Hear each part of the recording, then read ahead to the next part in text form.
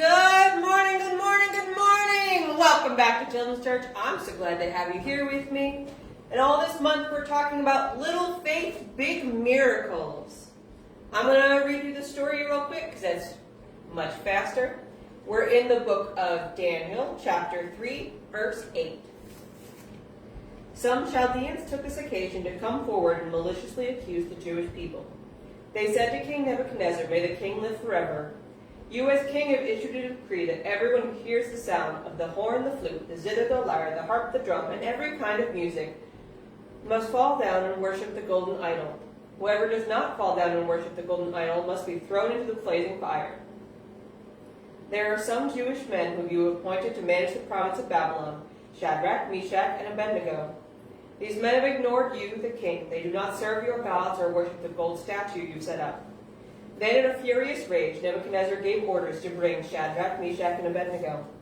So these men were brought before the king. Nebuchadnezzar asked them, "Shadrach, Meshach, and Abednego, is it true you do not serve my gods or worship the gold statue I've set up? Now if you're ready when you hear the sound of the horn, the flute, the zither, the lyre, the harp, the drum, and every kind of music, fall down and worship the statue I made. But if you don't worship it, you will immediately be thrown into a furnace of blazing fire. And who is the God who can rescue you from such a power?" Shadrach, Meshach, and Abednego replied to the king, "Nebuchadnezzar, we don't need to give you an answer. If the God we serve exists, then he can rescue us from the blazing furnace. He can rescue us from the power of you, the king.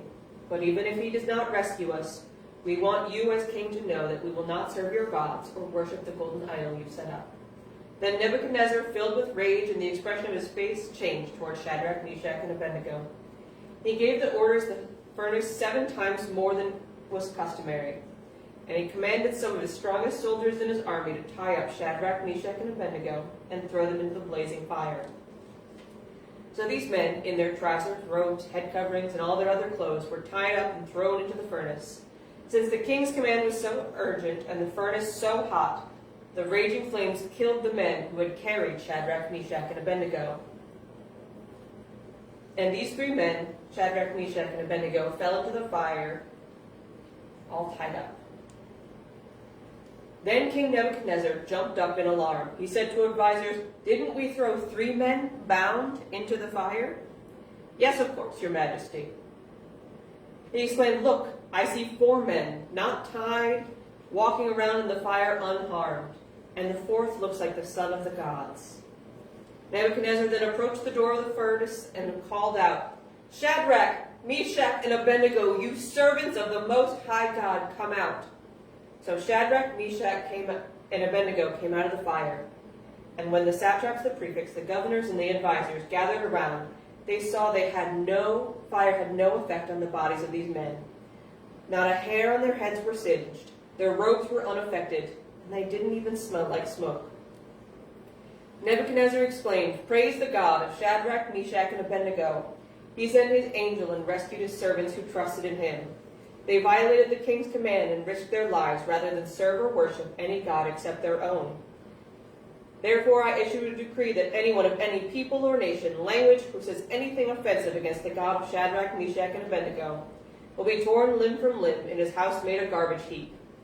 For there is no other God able to deliver like this." Then the king rewarded Shadrach, Meshach, and Abednego in the province of Babylon. Babylon. Sorry, Ms Mandy's having a little trouble with her throat this morning.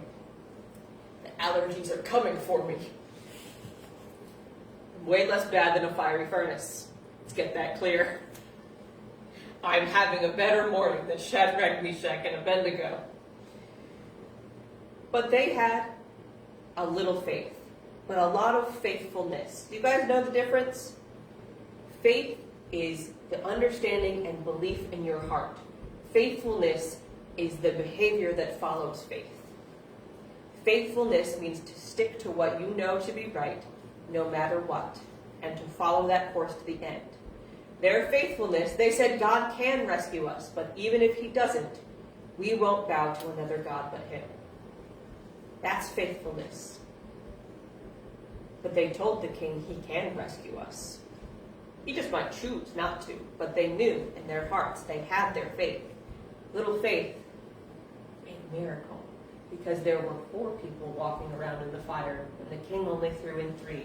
And he threw them in all tied up, but they were walking around free, and not a hair on their head was singed. Little faith, big miracle.